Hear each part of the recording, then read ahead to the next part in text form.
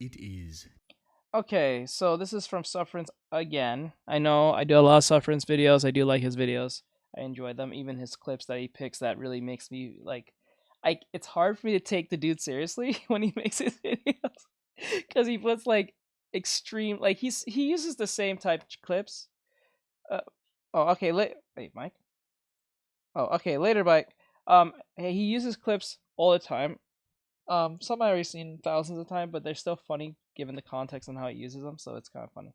So this is called the best new manga of the year. This was 2 weeks ago, so this is pretty recent as well. I don't know if I did this video, but if I did, I'll stop. But if I don't, so with that said, we'll jump into it and give him a follow. So December, end of the year, and I have read a lot of great stories, but this might be my favorite of the year, hands down. Don't worry, I will have another video talking about my top 5 best manga that I've read this year, but for now, I want to talk about my favorite. Cream of the crop, top of the line, something that I did not expect to be so entertaining. I guess is it the Tokyo Ghoul. I'm pretty sure it's the Tokyo Ghoul writer. I think it's Choyo X. I think, Flipped its own story on its head and just went in a completely different or direction. is it I, alongside all of you that are reading, did not expect it. What we got in return was Kajabachi? something absolutely magnificent. Admittedly, this story is not going to be for everyone. You probably won't have the same response.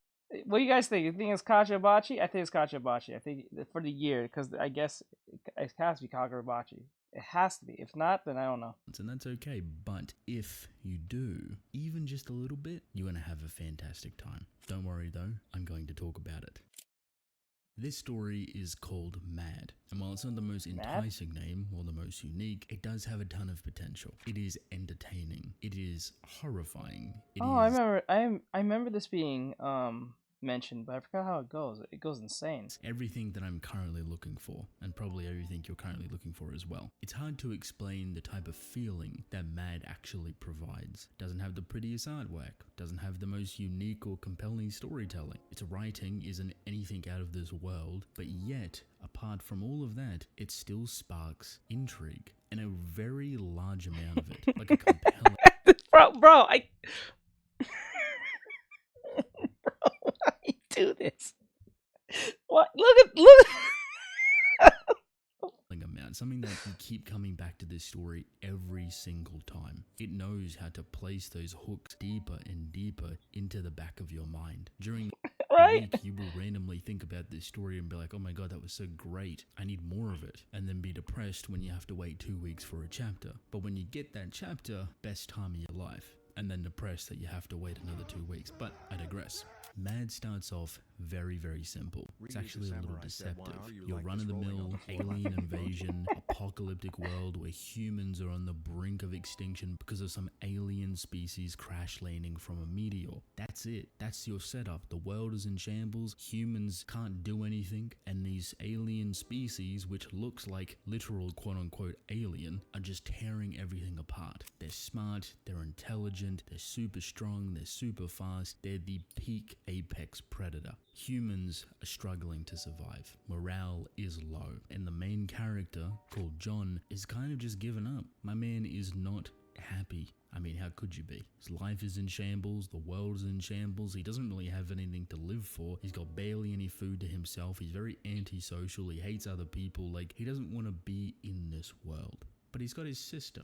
Kind of. And his sister is a constant reminder to continue moving forward, to continue at least trying to live. And that reminder is very, very important, almost crucial to how John functions as a human being. It's important now, and it's very important, critically, later on. See, as horrifying and brutal as this world is, there is a countermeasure. There are people fighting back against these aliens. And you probably think, oh, with guns, with rockets, with military force and might. Kind of, but no. We get to see what human military might is all about, but it doesn't really work well. They get obliterated, as you would expect. The aliens outnumber humans. So it does propose a question. How would you handle an alien invasion? How would you fight back against these aliens? Build some sort of weapon to kill them? Figure out how they function so you can kill them? Have a strong defense force? Maybe go underground? Maybe try and live on an island? separated by water? All of these might sound like pretty good options, of course, but there is a proactive choice, and one that is gruesomely experimental. There is a chance, a very, very small chance, less than 1%, I would say, that if you eat an alien, you will turn into one. But not a regular alien. You're still human. You're a humanoid version of that alien. The best example I can give you is think of a Titan shifter from Attack on Titan. Human turning into Titan, back to human. There's a chance that this is possible. And this is how humanity is starting to fight back, trying to build a hypothetical hybrid human army, which sounds pretty cool, right? It's like, okay, this makes sense. Turn people into aliens or hybrids. It's not that simple. See, the process of human to alien hybridization is disgusting. It is not an easy process. I would argue the process is worse than death. You have to go... Oh, disgusting. I don't like this. This is sound like some Witcher type nonsense. I don't know. This sounds like Witcher stuff. Not saying it's a bad thing. I'm just saying, like, it sounds like he said disgusting process. It must be really, like, painful. Through this torturous, absolutely horrifying experience that does not end. And there's no guarantee that you will survive this process, this transformation. All of your hair on your body falls off, your skin peels away, your every orifice starts to bleed. You're in excruciating pain, and at any moment they taste like chickens. It tastes like chicken, and then you start Platypus one just followed. you just like, it tastes like chicken, and your skin starts peeling off, and your hair starts falling off, and everything just starts falling off and ripping and going insane. This is a crazy manga. Could boil into a massive hunk of meat and just die. Now you're probably thinking, okay, maybe it's not a great idea. Who would ever agree to do something like this? That is the point. No one would rightfully want to agree with this if they knew the ramifications of the transformation process. So now you're sitting in a pretty sinister mindset. It's no longer safe to be human because of the other humans that are trying to transform you. You don't even have a choice in this matter now. If you come across the wrong people that are trying to do this, they will transform you by force. Either you die during the process or you become something else. What I've just told you is the surface of Mad's story. While you know the process of what it's actually about, the enjoyment you get from reading it and how much detail they go into expanding upon this importance of human, alien, and hybridization is very entertaining. I promise you, the way that I've explained it doesn't do it enough justice. I thought this would just be a simple, straightforward alien story, but it has quickly turned on its head to become something about human nature, what it means to be human, what it means to continue moving forward, what it means to survive against all odds, against the worst of the worst. You thought aliens were the worst things to exist, killing everything on this planet? No, it's the humans. They're the problem. They're the issue. Because well, you know, that sounds like Walking Dead. It's like the metaphor is like, it's not the zombies that the problem, it's the humans that makes it hard to like live in a post-apocalyptic world of zombies. They can lie to you, they can manipulate, they can scheme, they can create agendas. And it's that utter sinister approach that is so terrifyingly addictive.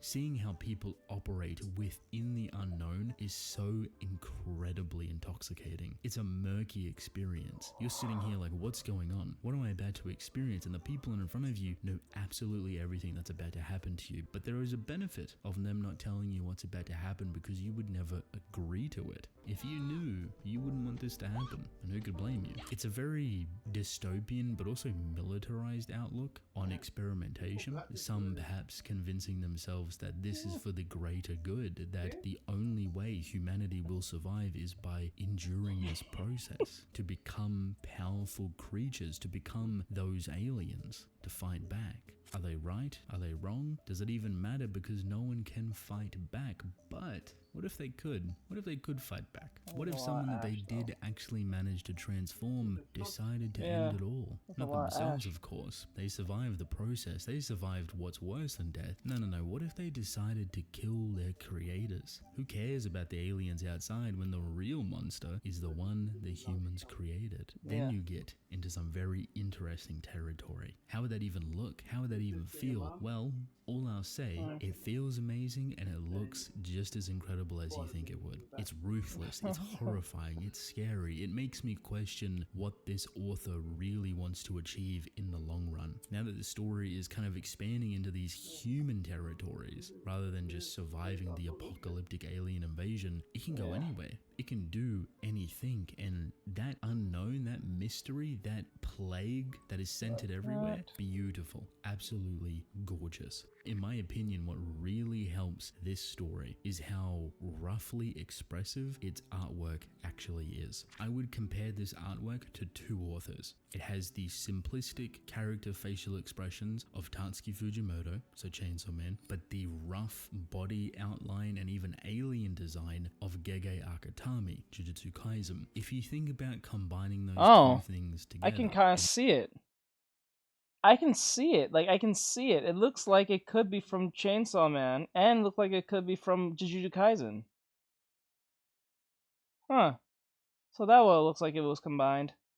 That's interesting. Might sound like a nightmare, but that's kind of the point. There's a very odd simplicity and beauty to the line work in here that's rough and edgy and crisp, all within the same bubble of focusing on those beautiful facial expressions. Crystal clear. I cannot express enough the importance of those facial expressions because it reflects so much of the character's internal dialogue and their emotions. Sure, you could easily have a ton of dialogue, but in a world like this, showing it is so much more powerful. When you have others that are conniving and deceiving, seeing it expressed on their face in the most truthful, believable way is gut-wrenching. Seeing someone It's like Gojo smirk. suffering and struggling so desperately to survive, is horrifying. The author 100% knows where their strength lies artistically. You're either going to get something that's very close up to detail those facial expressions, or something drawn back to look all-encompassing, edgy and gritty and horrifying in design. And that is what I love about it. This experience, this story, these characters, this unforgiving nature of this world is so compelling to me. Every single chapter I get to read is wonderful. This has been one of, if not my favorite experiences of this year, and I'm so excited to see it thrive. But truly, if the way I talked about the story in its basic form sounds interesting, go and read it. I 100% promise you, you will not regret it.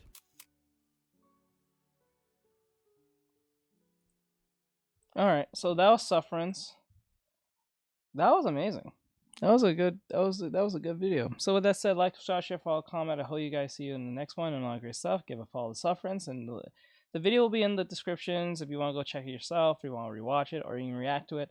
I'll also put his YouTube video or his YouTube channel in it as well, so you don't have to look for him.